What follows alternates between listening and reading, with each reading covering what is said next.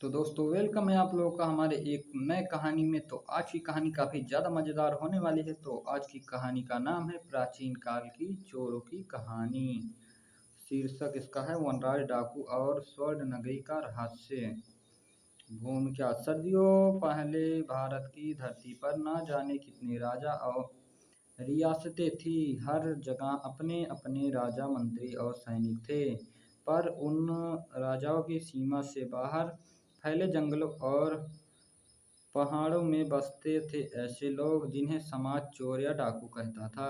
ये लोग एक तरफ तो खून खराबा करते, राहगीरों को लूटते, पर दूसरी तरफ कहीं कभी कभी इनकी कहानियाँ ऐसी भी सुनाई देती जहाँ वे गरीबों की मदद करने वाले नायक बन जाते।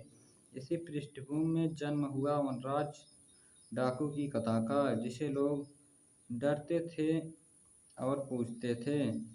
वनराज का जन्म किसी डाकू परिवार में नहीं बल्कि एक किसान के घर में हुआ था। उसका असली नाम था देवदत्त। गांव के साधारण जीवन में पलते पलते बढ़ते हुए उसने जल्दी ही वह समझ लिया कि दुनिया अमीर और गरीबों के बीच बटी हुई है। उसके पिता एक किसान थे, पर लगातार लगान और जमींदारों की कठोरता से तंग आकर एक दिन उन्होंने आत्महत्या कर ली। यह घटना देवदत्त के जीवन का मोड़ बन गया। जब तक दुनिया में अन्याय रहेगा, मैं न्याय की तलाश में तलवार उठाऊंगा। देवदत्त ने गांव छोड़ दिया और जंगल की तरफ राह पकड़ी। धीरे धीरे उसने उन लुटेरों और भगोड़ों को अपने साथ मिलाना शुरू किया जो समाज से बहिष्कृत थे। उनमें से हर किसी के पास कोई ना कोई दुख था। कोई सैनिक था जो झूठे इल्जाम में फंसा था, कोई मजदूर था जिसे जमींदार ने सताया था, कोई व्यापारी का बेटा था जिसे महाराज ने ठगा था। धीरे धीरे यह टोली इतनी मजबूत हुई कि लोग इन्हें वनराज का नाम दे दिए। वनराज और उसकी टोली ने पहला डाका एक धनी महाजन की हवेली पर डाला। हवेली सोने चांदी से भरी थी, लेकिन वनराज ने साफ आदेश दिया, किसी को जान से मत मारना। जो कुछ लेना है उतना ही लो जितना गांव के गरीबों की मदद में काम आ सके।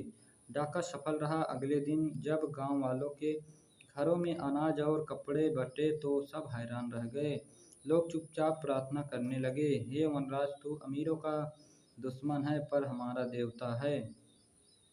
लगातार डाकों की खबर राज्य तक पहुंचती। राजा ने अपने सेनापति को बुलाकर कहा, इस वनराज को पकड़ना ही होगा।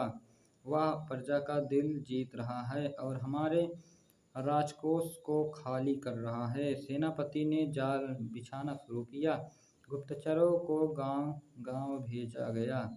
जंगल में एक दिन वनराज की भेंट वसुंधरा नाम की युवती से हुई। वसुंधरा साधारण किसान की बेटी थी, लेकिन उसका साहस असाधारण था। जब सैनिक उसका पीछा कर रहे थे तो वह वनराज ने उसे बचाया। धीरे धीरे दोनों में प्रेम पनपने लगा। पन वन वसुंधरा ने साफ कहा, यदि तुम सचमुच मेरा प्रेमी है तो वादा कर कि निर्दोषों का खून कभी नहीं बहाएगा। वनराज ने यह वचन दे दिया।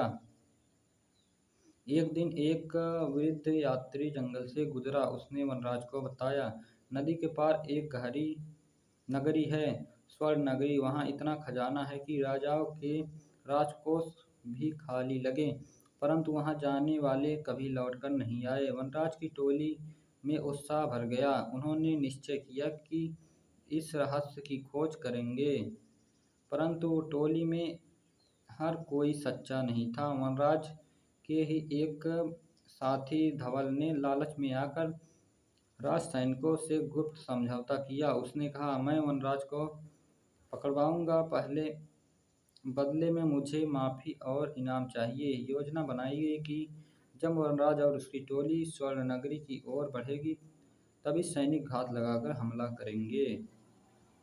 तो इसका नेक्स्ट पार्ट देखना हो तो वीडियो को लाइक और चैनल को सब्सक्राइब जरूर से कर दें। ताकि हम नेक्स्ट पार्ट जल्द से जल्द ला सकें। तो मिलते हैं किसी नेक्स्ट वीडियो में, तब तक के लिए धन्यवाद।